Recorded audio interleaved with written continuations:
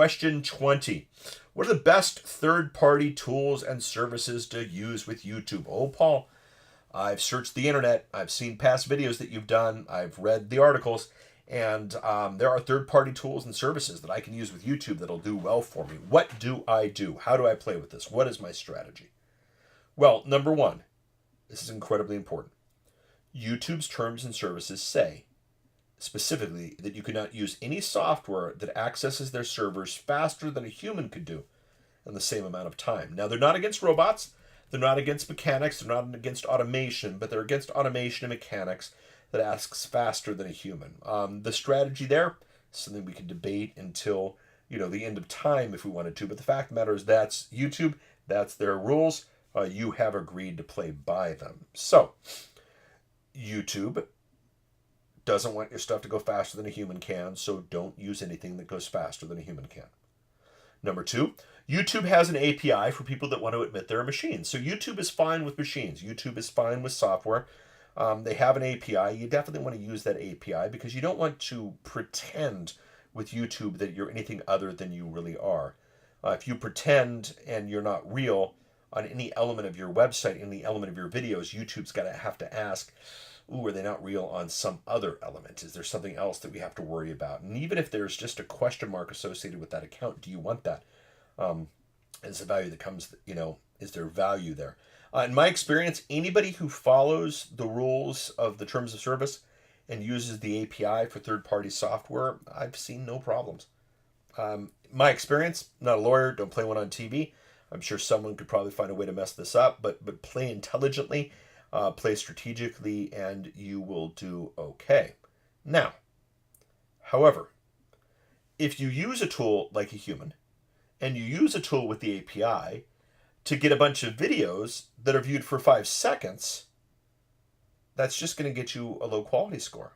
A bunch of videos viewed for a short amount of time is going to do more damage than good. Sure, yeah, you might get 1,000 views, but if your video never comes up in search results for those 1,000 views, what does it really matter?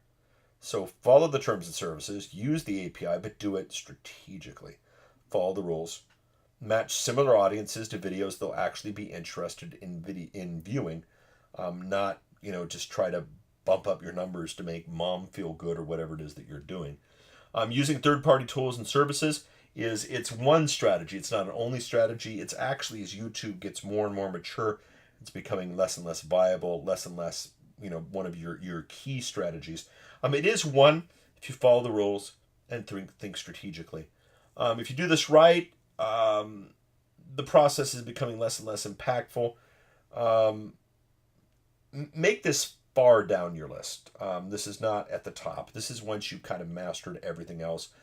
Find a tool that plays by the rules, uses the API, and goes from there. Action items.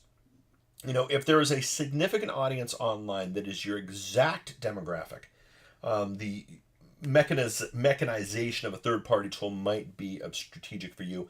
At that point, explore the tools, but be sure that they, utilize the API so you just don't pretend to be anything other than who you are, and follow the terms and services that YouTube and Google has set up.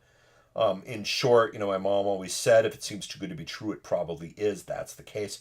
If you find a tool or a service that promises the world and it just doesn't make sense, I would be really, really strategic about it.